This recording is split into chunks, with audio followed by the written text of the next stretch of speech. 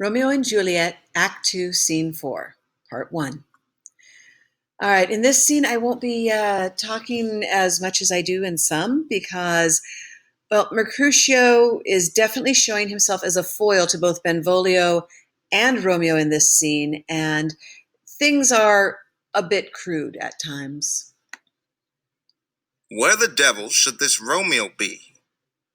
Came he not home tonight? Not to his father's. I spoke with his man. Why, that same pale hard-hearted wench, that Rosaline, torments him so that he will sure run mad. Tybalt, the kinsman of old Capulet, has sent a letter to his father's house. A challenge, on my life. Now, a challenge, Mercutio and Benvolio are discussing that Tybalt sent a letter of challenge to a duel to Romeo's house, basically saying, meet me behind the oak trees at the schoolyard at 3 p.m. and I'm going to beat you up. As revenge, remember, at the party, Tybalt was kicked out of his own family's party because he wanted to fight Romeo. And the last thing Tybalt says on his way out is that he would get revenge. Well, now he's looking for his revenge. Tybalt is a professional swordsman. Romeo is more of a lover than a fighter, though both have been trained in swordplay as gentlemen would have been. So it's right to be concerned. If Tybalt finds Romeo, he's going to kill him. Romeo will answer it. Any man that can write may answer a letter. Nay, he will answer the letter's master, how he dares being dared. Romeo will Alas, fight. poor Romeo. He is already dead, stabbed with the white wench's black eye, shot through the ear with the love song, the very pin of his heart cleft with the blind bow-boy's butt shaft. And is he a man to encounter Tybalt? So Romeo will answer the challenge. He'll answer the dare, but he's going to get his butt kicked is the upshot on that. And of course, several off-color comments by Mercutio. No shocker there. Benvolio wants to know, what's the big deal with, Tybalt? Why are you so worried about him? Remember, Mercutio, as the prince's cousin, knows both families, is accepted in the household of both families. So he does know a thing or two about what Tybalt's capable of. Why? What is Tybalt? More than Prince of Cats, I can tell you. Meaning that he is a professional fighter as far as dueling goes. Now, a lot of these other things he says are going to be fencing terms, which you can look up on your own if you would like.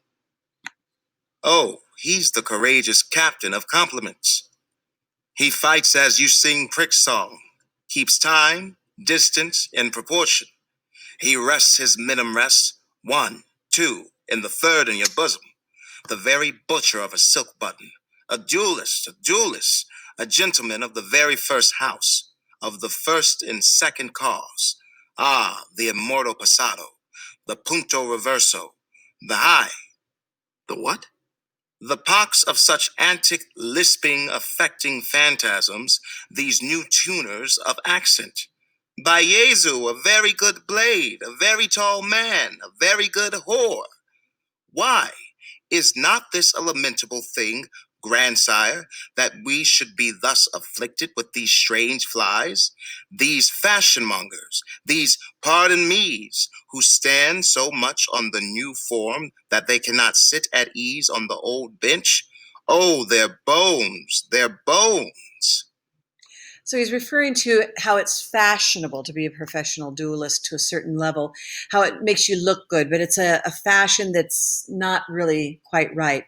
It's also some double entendre where perhaps they see Romeo coming, and the French were seen by the English as being sexually free and therefore less than.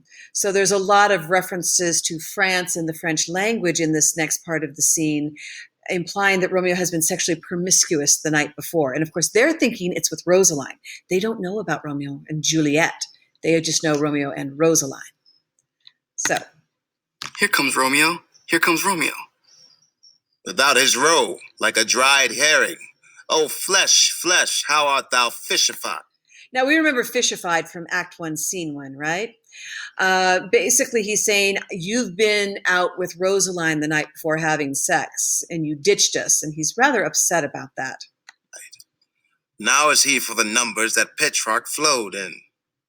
Laura, to his ladies, was a kitchen wench, Mary, She had a better love to berhyme her. Dido a dowdy, Cleopatra a gypsy, Helen and Hero Hildings and harlots, Thisbe a grey eye or so, but not to the purpose. He's naming the great lovers of history, the great ladies of history, and how they were all not worth it. So basically saying, you ditched us for some chick. Hey, you know the saying, bros before. No, we won't go there. And of course, then bringing it back to the French and you sexually promiscuous bad boy, you. Seigneur Romeo, bonjour. There's a French salutation to your French slop. You gave us the counterfeit fairly last night. Good morrow to you both. What counterfeit did I give you? The slip, sir, the slip. Can you not conceive? Pardon, good Mercutio. My business was great, and in such a case as mine, a man may strain courtesy. That's as much as to say, such a case as yours constrains a man to bow in the hams. Now, Mercutio is about to go off on some very dirty puns here. But Romeo tries to say, but I had something really important to do. Mercutio says, yeah, I know what you were doing. And it gets worse from there. I'm not going to explain most of these jokes. It's not appropriate. Meaning to curtsy. Thou hast most kindly hit it. A most courteous exposition. Nay, I am the very pink of courtesy. Pink for flower. Right. Why, then is my pump well flowered. Sure, wit. Follow me this jest now till thou hast worn out thy pump, that when the single soul of it is worn, the jest may remain after the wearing solely singular. Oh, single-souled jest, solely singular for the singleness. Come between us, good Benvolio. My wits faint. Switch and spurs, or I'll cry a match. Nay, if our wits run the wild goose chase, I am done. For thou hast more of the wild goose and one of thy wits than I am sure I have in my whole 5. Was I with you there for the goose? Thou wast never with me for anything when thou wast not there for the goose. All right. Without getting too far into it, definitely we're doing some teenage boy wordplay, some locker room talk, if you will, about what Romeo may have been doing last night and how that may have occurred. The talk about the goose and wild goose, a wild goose chase sowing one's wild oats. Also, the old saying that what is sauce for the goose is sauce for the gander. And that Romeo and Mercutio have a habit of womanizing, and Mercutio's kind of hurt. You know, I wasn't there to do any goosing last night.